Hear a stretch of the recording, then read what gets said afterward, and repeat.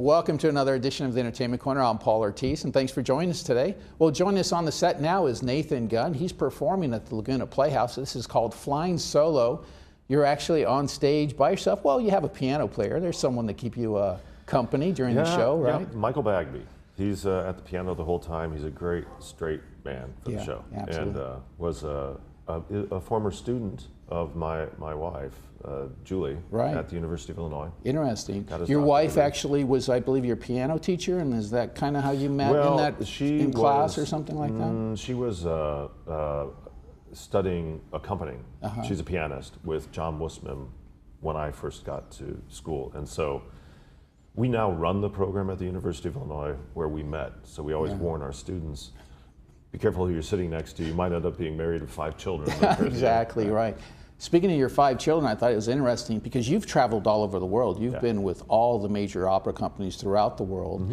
And when they were younger, or probably even now still, they actually thought you worked at the airport because you were traveling so much. Oh yeah, that was the first thing. They thought I worked at the airport, and then eventually they realized I was in a plane, and then at one point they would think, oh, well, he's going somewhere. Of course, then they have to figure out I'm on a stage going somewhere. But we have some insane travel stories. Oh, I bet. 5 kids under the age of 7 at one point. Oh, jeez. Thinking the 7-year-old should be able to push a huge luggage cart across many lanes at Heathrow. So our opera audience know you from the Metropolitan Opera and all these other things that you've done throughout the world. How did you really become, a baritone in the opera? Like you go to cocktail parties and go, oh, so what do you do for work? Oh, well, I'm an opera singer. Yeah, I avoided saying that for a long time. I had a neighbor who, at one point, operas will take you away for a while. You'll be on 6 weeks or so for each gig. But if you go to sing with an orchestra, usually it's, 5 days or a little bit less, do a couple of concerts, a recital 1 or 2 days. And I had a neighbor who I was doing a lot of orchestra work, and I kept leaving and coming back every couple of times with this suitcase. And he knew I was a musician, but he didn't quite understand it. He was an electrician. And he came up and he's like, Nathan, don't worry about it. I know you're going to be able to hold down a job at some, at some point. It just, the opera world finds you. They find talents and voices, and it, usually, in my case, sort of the music found me, and then the opera world found me. I was more interested in songs, musical theater, art song, things like that. And then sang a competition, and the head of the Metropolitan Opera Young Artist Program said, you should come sing for us. So that's what I did, and then off to New York, and then I just started making debuts everywhere. And What year was that? 1994. Wow, it's quite a journey. From South Bend, Indiana, playing sports. Thinking I was going to the U.S. Air Force Academy too, music. That's something. And speaking of quite a journey, this show is really about your journey and the journey with your father and your family and the clan Gunn, right? Yeah, that's what it's about. What made you want to do this project with Hershey Felder? Hershey had heard me on television at some point, and what he told me is he thought, I want to do a project with him. And we met a number of years after that. He was producing a different show, and the guy who had written it was going to be in it, asked me if I would participate. I had the time free, and I thought, well, sure, I liked him, and we'd done some things together. And Hershey said he'd only produce it if I was in it. So that's how we met. And then we started working together. And at the time, it was very fortuitous because my father had to be hospitalized. And so I was working in Chicago, and I was able to go back and forth and see him every day up the Rehabilitation Institute of Chicago. And so Hershey and I got to know each other, and he's like, most people really don't understand this world of opera, and knowing your family and knowing where you come from, I think this could be a really good story. And I thought, well, that's I play other characters, but play myself. And tell your story. And tell my story. So, we decided to kind of work on it. And it was rocky at the beginning because, I'm talking about people who are alive, and imitating people who are alive. And I just, it's one thing to, and I have to explain, like I had to explain to my parents before they saw it. I have to understand, this isn't exactly you. It's sort of a hyper version of you, and kind of like, you know. Right. And I know that this story kind of melds in with the other story, but it's in order to tell the whole story, because otherwise we had to cut hours worth of scenes and music to make it an hour and a half long.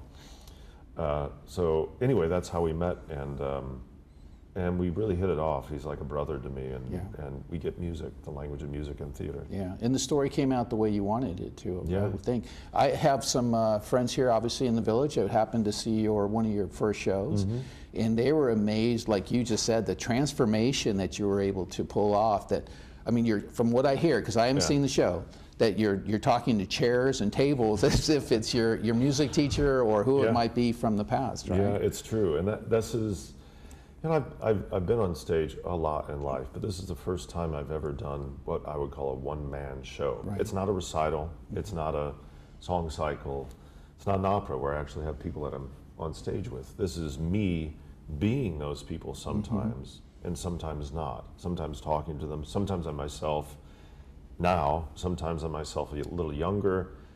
I play a variety of different characters, and it's weird, and but it's a craft that Hershey has helped me sculpt, and I really enjoy it. And as a performer, you're a storyteller no matter what. Yeah. So you're really telling your story once again. Yeah, and fortunately it's my story, so it's hard to get lost. Right. And it's emotional to you, because obviously you had this, the story, from what I understand, is you're kind of taking the hierarchy of the family, and you're kind of like, you're going to be the man of the house now. And it's your transformation of becoming a man, I guess. It is, and it's a story about a relationship between, you know, fathers and sons. It's about, you know, a moment in life where, and everybody comes to it, where there is a crossroad, and you kind of reevaluate, what is it I'm doing with my life? Which path should I go down? And it's about tradition, it's about ceremony, it's about families, definitely, and told with a lot of humor, because and they're all true stories. People are not going to believe some of these things that I tell. But being on stage, because you have worked, like I said, throughout the world, and you're in big houses. Yeah. You know, the Playhouse, I believe, has about 500 seats in there. So is it different because now you see faces in the audience? Does that ever really work with your character? I like it. Does it change your tempo at all? I like it. Yeah. There are some drawbacks, and that's, you know, I've noticed if you go to an opera, they're really very strict about phones, recording, all of this. Sneezing. And people that go to it are used to that. Yeah. I think theater is a little bit more like going to a movie for some people. Right. So they might come in with their phone still on, or flashing their lights around, and it's. They brought some snacks in their purse. Yeah. Well, no, they allow people to drink and stuff in there too. That never happens at the opera. But I'm learning how to ignore that, and I think audience members are pretty used to ignoring it. But I'm learning how to do that.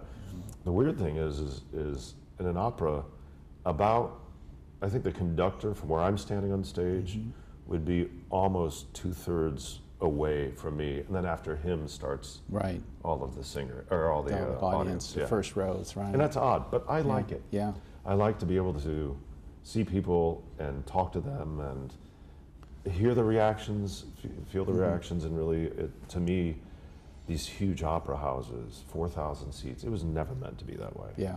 It's too big. You want to feel the audience. Yeah. Yeah. And they need to see you. Absolutely. Here you get to see everything.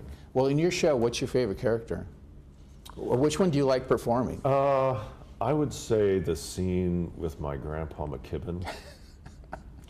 People just have no idea where that scene is going, but it is the God's honest truth. Right. And it's a bit Scottish, so when I was wondering, it's like the Simpsons character, Willie McDougall, the groundskeeper, you know. The guy always has his shirt off, he's doing the Scottish thing. thing. Was not quite like that, no. He was way more Midwestern.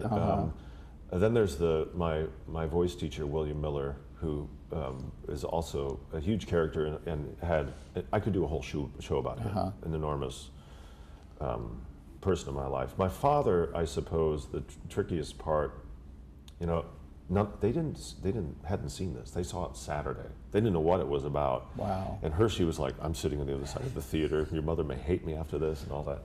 They loved it. But there's a generation, I think, a lot of men our age, I think we're roughly the same age, you know, there was our father's generation before could be very distant, yes. particularly with showing emotion. Right. And that distance, I suppose I was a little bit reluctant to, I didn't want to insult him or whatever. Yeah. And of course, as Scottish as he is, he's like, well, look, we're not Scottish as a hobby. Well, you're making money at it. Yeah. Do what you need to. Yeah. But I'm becoming more comfortable with actually playing that role the way he was. Yeah. And it's good because I think it's just a different generation. It's not a lack of love. Yeah. It's just just different. You shake hands when you turn 12 or 13. Right? Exactly.